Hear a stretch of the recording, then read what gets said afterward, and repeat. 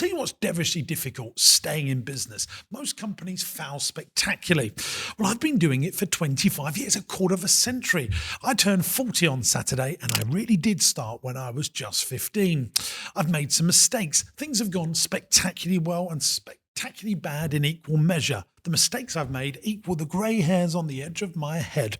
And in this video, I'm going to tell you all the things that I do, the systems, the processes, the strategies and tactics that help me build commercially profitable enterprises. In fact, I think if you take some of these ideas, you can go and help yourself to a multi-million-pound empire should you choose to do so. On the table, I've got some yellow post-it notes with all my big musts. Let's do it. So gang, the big 4-0 is punching me in the face on Saturday. I'm taking some of my loved ones out for a nice little meal. It's going to be good. And I've learned things over the last 40 years or 25 years in business that have helped me move the needle more than most. I actually have come to realize that super successful people have different sets of habits than the most people. What is the exception to the rule? Well, it really is the way they think and the actions they take. And that's what I hope to share with you in this video. The first one is this: thinking with the end in mind. Most business owners, most people, are fighting battles every day. Look, I get life is difficult, but you can make it more difficult. If you've got the right mindset, things can improve for you. Things go wrong for me all the time. I have those sleepless nights. I have those days where I go quite insular and I don't want to talk to my friends and family as I'm trying to work out the next conundrum that life has presented with me. But because I know where I'm going, because I know what the destination's like, because I think with the end in mind, I get this invisible superpower that allows me to walk through the treacle. And sometimes walking through the treacle with a ton of bricks on my back, I'm allowed to get through because I know where I'm going. And most people, they don't know where they're going. They're fighting battles every day without a war plan. And here's the magic of that. Once you communicate that to people and you communicate it well, people want to help you get to where your big, fat, hairy goal is. So you don't want to keep that to yourself. You want to share what your end in mind is with your senior people, with your bank manager, with your accountant. So they say, well, these are the things that you need to do. This is the training that you need to do. This is the personal development that you need to do. These are the people that you need to help you get to where you want to get to. So thinking with the end in mind is what I do.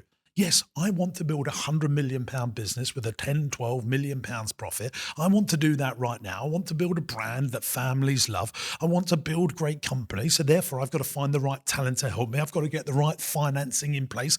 I've got to buy the right companies because I'm thinking with the end in mind. I know what I want to achieve. And therefore, the universe helps me. I don't mean to get woo-woo about it, but I'm telling you, it works. So you know what the end in mind is. You know you want to build, for my case, that £100 million revenue business with the 12 million profit. Two things then come straight up, which is these two little post-it notes here. Number one is who, not how. And really that's sort of brought together in my theory of business success, which is E plus M equals S, entrepreneurship plus management equals success. When you're building a business, you need leadership. You need people thinking about the big picture thing, the end in mind, the person that rolls the dice, that gets the thing going.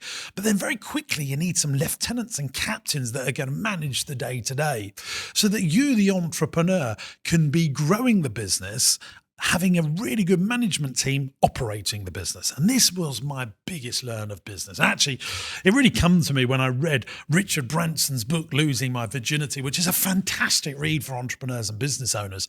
Richard's big thinker, very successful entrepreneur, very successful leader. But actually, he's more successful because he put really good management into the business, good MDs, good CEOs, good head of accounts, good head of operations, running all those pieces so that he could go and do the big picture thing, raise the big money, do the big deal. And that's what I do in my business. I've never locked up, cashed up, done a VAT return, run a payroll, opened up any of my businesses. No, because I think there's people out there that are better at doing that stuff so that I can go and raise the next £1,000,000, buy the next business, or recruit the talent. So I'm not thinking, how am I going to do something? I'm thinking, who can I get to go and do it for me? And if you look at all my businesses, my top job is to put talent in to run the business day to day so that I can go and do the big picture thinking. One of my big learns of the last 25 years is I've brought in a lot of people that I know have the skill set, but can they still do it, and will they still do it? So quickly coming across is this: has done, can do, will do. I know lots of talented people that have the skill set. Can they still do it, and will they still do it, is really important to understand, because you might employ that chef to run the restaurant. He's run a big restaurant up in London, but he's lost his will to carry on doing it, and he can't work in your company under your cultural rules. So you need to have the has done, can do, will do approach to the people that you employ in your business. So you bring your team together. What are the KPIs that you need to focus on? Now, I like the rule of three sometimes when we look at this. You know, when you look at a political campaign, the presidents or the prime ministers that win the day have a really good way of sharing their message. Look, you vote for me, this is what the end in mind looks like. And usually they pick three things that they can constantly talk about so that people can remember those things. And if you've got a business that has 28 KPIs, no one can bother to track 28 KPIs. If you can't remember it like this, it's too many. So I have what I call the 3 KPI rule. And that is, number one, you produce a set of monthly management accounts.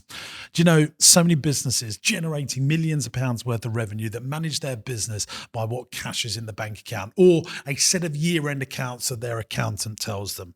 So I track 3 KPIs, that management accounts, where I'm producing a monthly profit and loss. And this really is the map of how to run your business. Year-end accounts are done for tax reasons and all of that palaver. But what you want is monthly accounts that can make you much more reactionary to what's happening in your business. And so many people produce them but don't read them, don't make them cultural within their business. All of your management team should be seeing your accounts. If you're keeping it all a big secret, then you're limiting just how amazing your business could be. So the team must see the management accounts, share the profits, share the losses, share the good news and the bad news, bring people with you, which neatly brings me on to the second KPI. You need to have a rule for how much of your turnover, your revenue, you're going to spend on labor, which I call the labor to turnover ratio. If you're in retail, you may be able to spend 13% of your revenue on labor. If you're in leisure and hospitality, 25 to 30%. If you're in childcare, 55%. You want to have a constant rule of what amount of percentage of your revenue you're going to spend on labor, and you want to have a Goldilocks approach to it. Keep it just perfect. You don't want to be under or over, because if you're under, you get bad customer service and your customers leave you. And if you go over it, you go bust because you haven't got enough cash flow around you to pay for everything. And the third thing is average customer value. I find entrepreneurs and business owners are so focused on growing their top line revenue because it's the easiest thing to track. What did you turn last year? You know. What did you turn this month? You know. But actually, what's the best metric to track is you count all your customers, you divide that by your revenue, and it gives you your average customer value or your spend per head. And you want to be focused on that so much, because if you grow your spend per head, in all my experience, that to me shows it grows my bottom line profit. The reason people don't track their bottom line profit as much as they should is because they need the books to be done or the data to be done. So the monthly profit and loss will tell you that. But if you want a instant dashboard, a daily dashboard, a daily or weekly dashboard, tracking average customer value is, and increasing it is the fastest way of increasing profits in your business as a short-term KPI. So they're the 3 KPIs: labor to turnover ratio, monthly management accounts, track your average customer value. Probably my biggest learn in the latter years of being a business owner is this: models are everything. Lots of people have hard work, energy, effort, and enthusiasm, but they put it into slightly the wrong models. They put it into models that are just about okay. But there are some business models that are set up for super success and profitability. It's why people buy into a franchise, for example, because it's a proven model. There was a phrase when I started out in business, and the fastest way to become a millionaire was to buy a McDonald's franchise. And certainly all of the most successful multimillionaires and billionaires that I come across have stumbled in their early years, putting their effort and energy and enthusiasm into really good models. In fact, I interviewed a billionaire, Richard Harpin, that started HomeServe. Why was HomeServe such a good business? Because it was a love, want and need business where people love what you do, want what you do and need what you do. And even in a recession, they'll find the money for the products and service. But he also systemized it into residual income where people were paying it like insurance. You paid every month for a HomeServe contract. So it was very predictable cash flow. That's a very good business model. Now, you look at my career, I started out as a kids entertainer. People needed me once a year or once every other year for their birthday celebration. So I do all of that work to get a customer and they just didn't need me again. And I've then come on to realize that great businesses are where people use you in four times in quick succession. That's why I love my day nursery business. See you on Monday, then Tuesday, then Wednesday, then Thursday. That's a better business model than a birthday party model or a wedding venue where you only need them once a lifetime. So I've gone through my career tweaking my mistake models or my just about getting by models to tweak them. So I bought a visitor attraction. Hey, people only come to us once a year. Let's add on a day nursery. Let's add on direct debit membership so we get that beautiful residual income.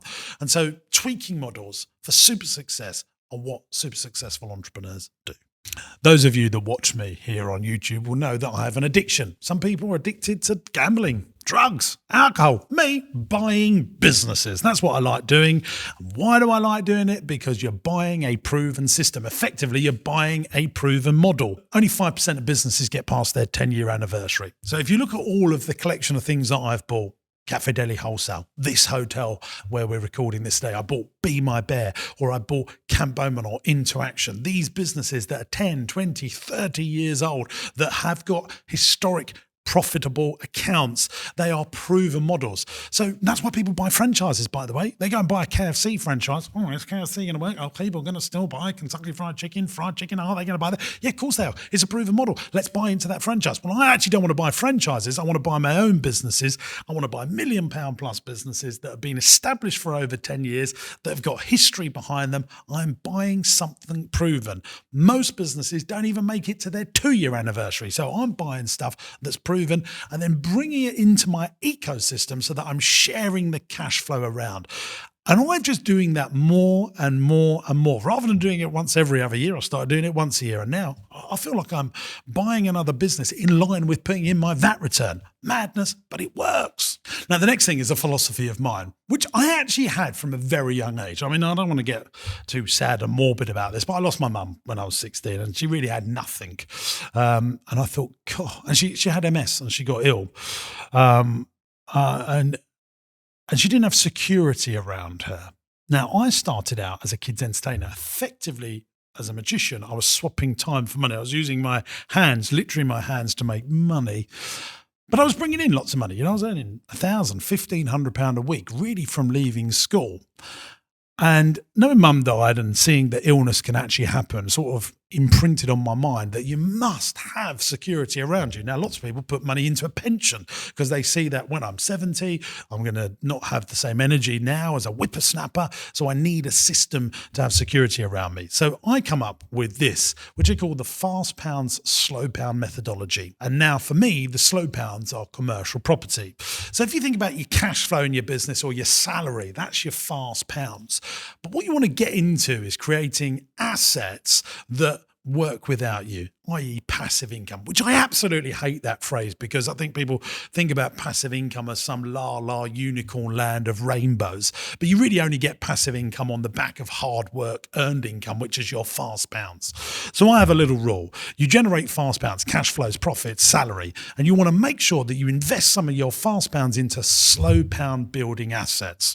Now, I don't mind if you're doing, some FTSE 100 stuff and putting money into good, safe, established companies and let it build over a period of time. For me, that's commercial property. I love putting money into commercial property. I get rental and I watch the capital appreciation grow over a period of time.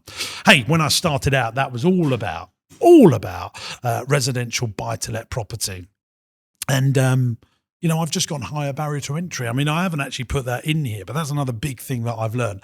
The higher barrier to entry you go, the bigger you think, the bigger, hairier goal it is, the less people operate in that space. So most people can buy flats and houses. I'm thinking about buying warehouses in industrial estates.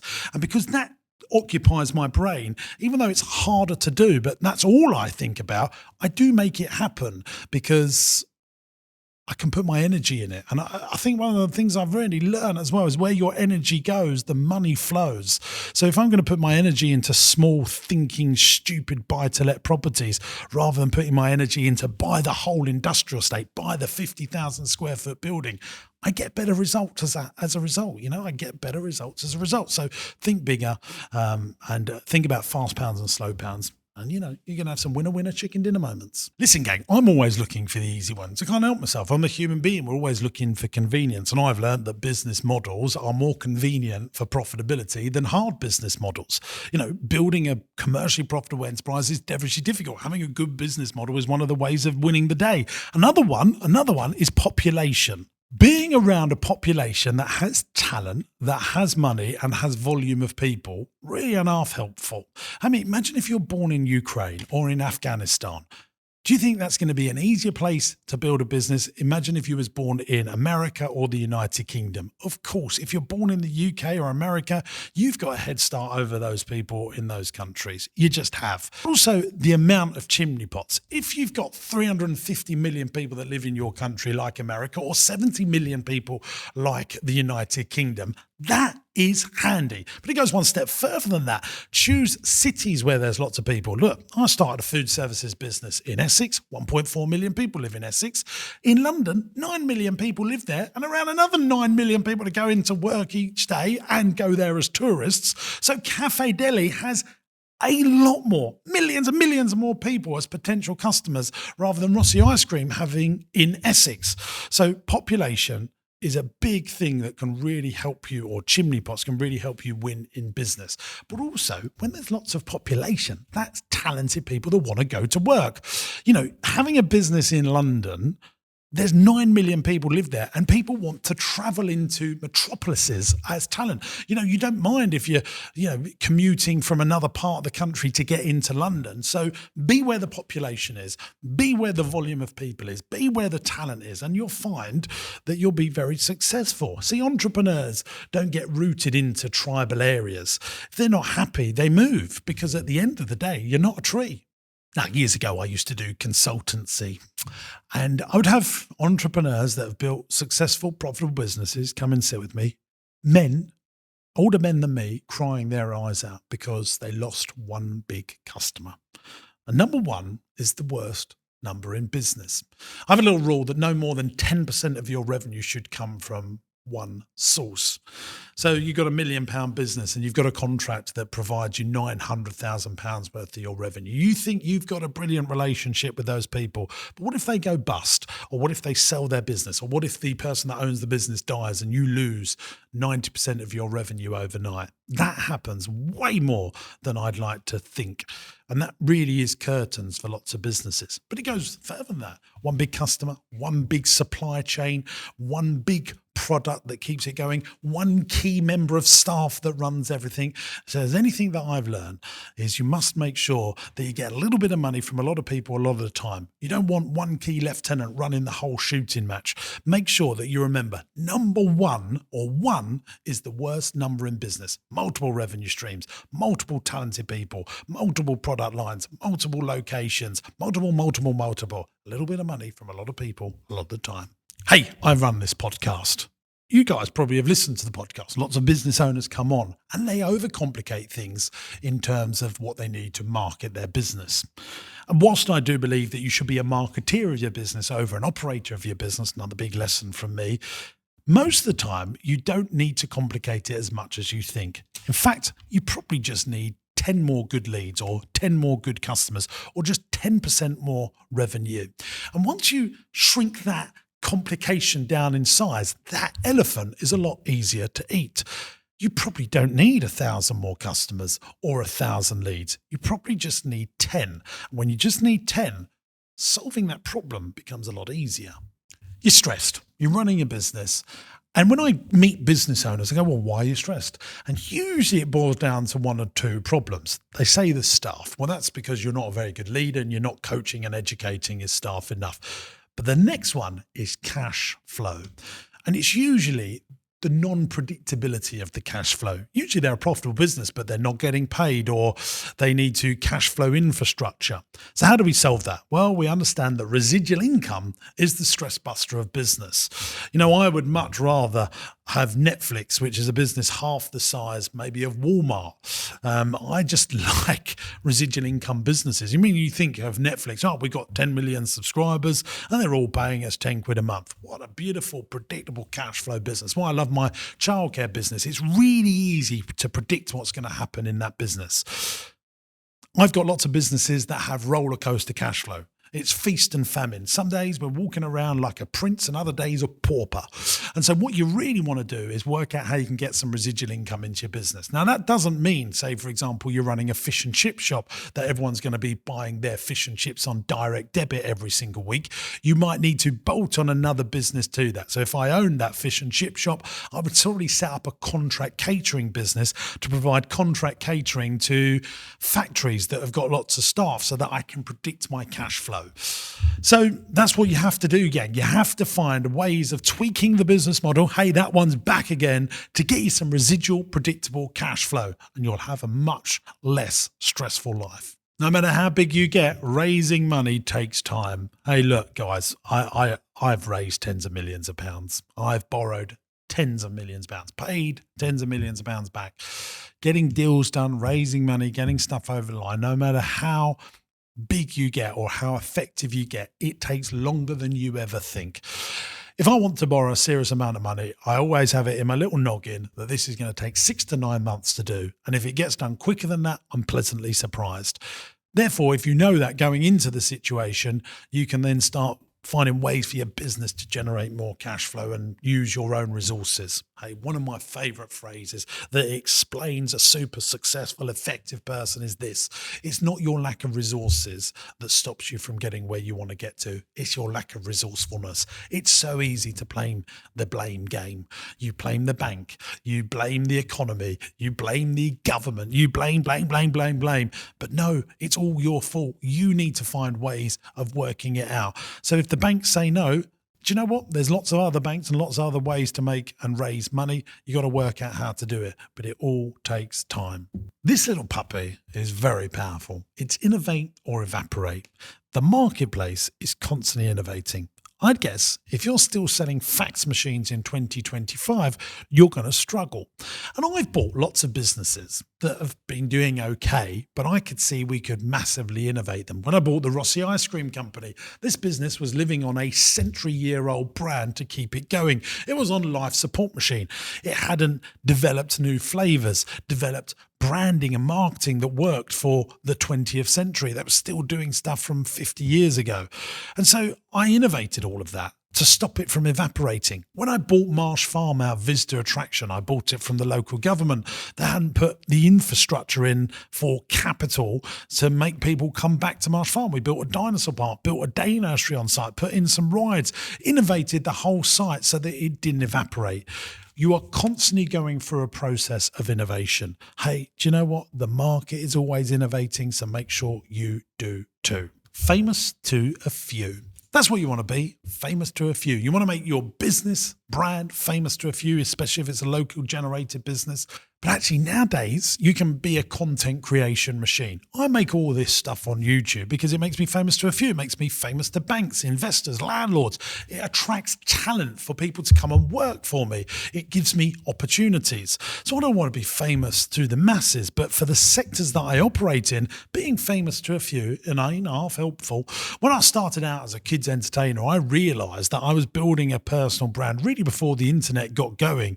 So when I opened my first family entertainment centre, all of that network marketing with all the work that I've been doing at schools and cub groups and in communities, they all flocked to see our first business that we opened that was a permanent location, which helped me generate $1 million of revenue in its first year of trading. So being famous to a few, writing newsletters, books, the best book you'll ever read is the one that you wrote, your podcasts, your newsletters, learning how to be famous to a few can generate you serious amounts of warm leads into your business. Like I said, just 10 more customers, but imagine if you had 10 really good, well-qualified leads every single day into your business. Start making content today, and I guarantee you in a few years you'll see the results if you do it consistently and if you do it well. Philosophies and habits are what really drive super successful people. And one of the ones that I wanted to have is BTS. You're building the business to sell even if you have no intention of selling it. That philosophy, that habit, that methodology is the one to have. If you're selling a car, you make sure it's cleaned, you make sure you get the service history, you make sure you've got low mileage to get maximum possible value for it. Well, that's if you want maximum possible value for it. But lots of people will be selling their business one day, whether they choose to do it via design, via this is going to be exited in 5 years at this value, or by death. You decide what the exit value is, and you want to do it by design. So even if you don't want to sell your business, build it in the best possible way.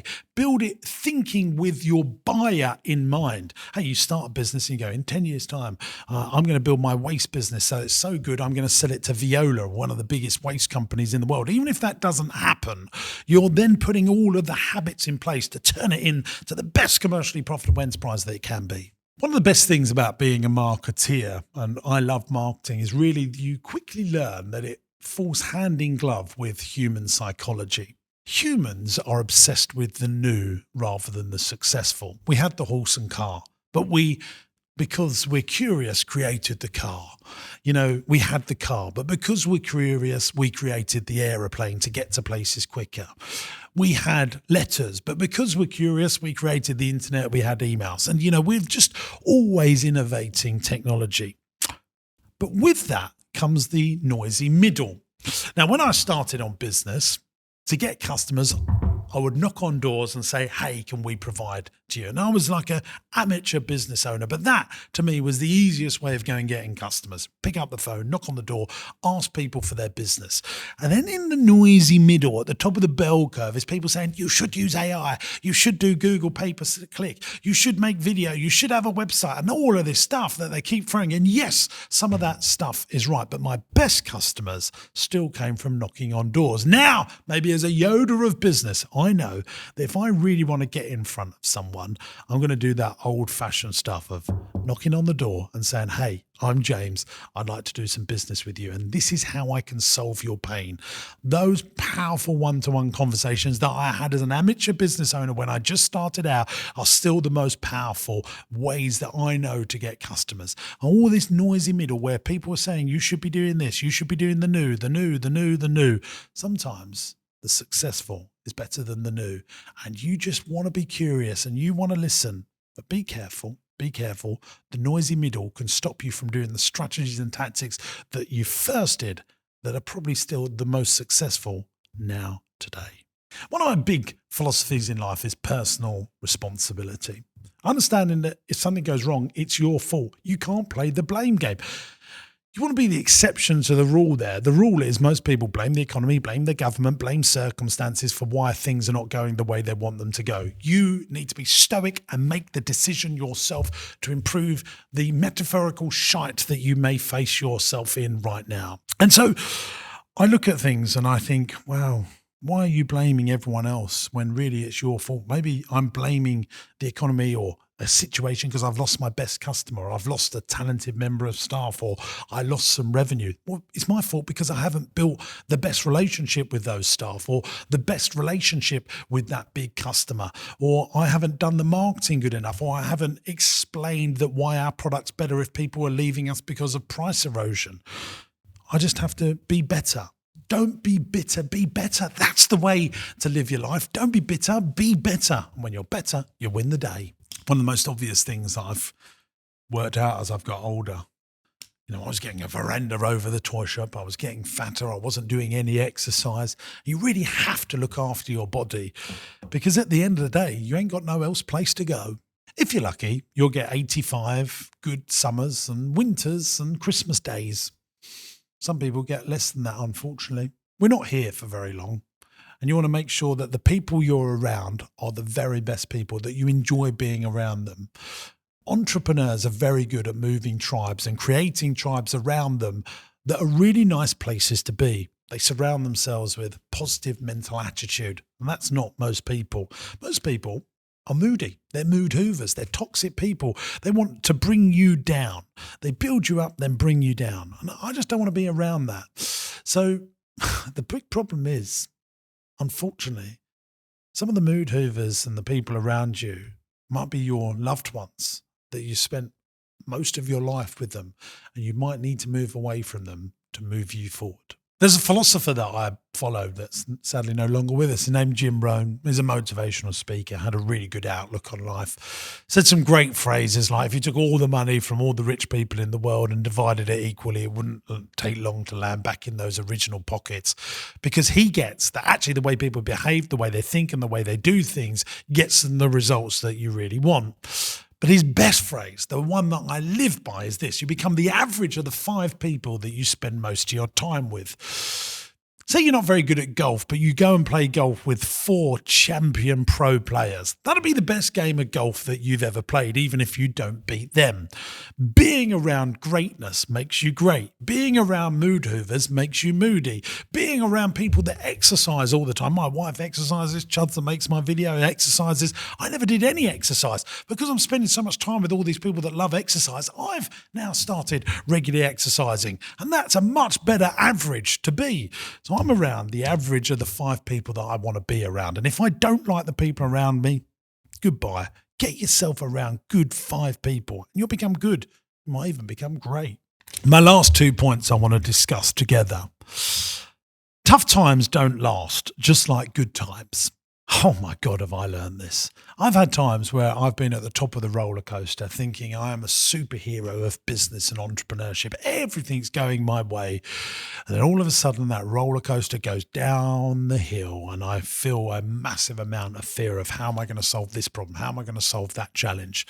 And I suppose every year has taught me that I have tough times and good times in equal measure. And being aware of that, knowing that just around the corner you've got to be prepared for the next disaster because that's the way the world works.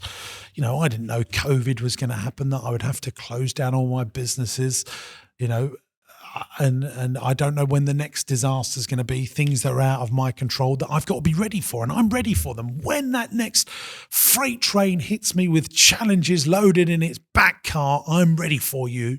I'm ready for you. And when I get that next success, I realize that it's only there for a fleeting moment. There's always another race to race. And that brings me on to understanding this. Lots of people say to me, James, where do you want your business to be in the next 10 years? It's a good little phrase, good question to ask. And they also ask, big changes are coming now. We've got AI, we've got technology. But farmers learn to use the tractor. Offices learn to use the computer. And it's the people that embrace the changes that do well. The people that learn to use AI and use it effectively, they're the ones that are going to take the jobs. AI is not going to take your jobs. It's the ones that use it effectively that are going to take the jobs. But actually, a better question to answer to those, what's going to change in 10 years, is this: what won't change in 10 years? I know that my customers will want price, good prices. They want good ranges and they want convenience, price, range and convenience in our retail business. I know they're still going to want childcare. I know they're going to still want to stay at hotels. They're still going to sleep at night. I know that they're going to want food services. I know that they're going to want childcare and they're going to want days out. So I know all that stuff's still going to be there. So I'm going to focus on that stuff to make it as effective and the best possible services that I can, because that's a much better use of my time rather than worrying about what is going to change that I can't change. So worry about what isn't going to change, or focus your energies on what isn't going to change and make that the best damn thing it can be. Hope you've enjoyed this video. Make sure you subscribe to the channel. And something that won't change is me loving speaking on stages and educating business owners. So if you'd like to come and join me at one of my events, I'm running Business Masterclass in London. All the details of how you can join me for a couple of days to grow your business, there's a link in the video description, or you can go to my website, jamessinclair.net, to find out more. So continued success and happy birthday if you're celebrating this week as well. See you next week. Bye-bye.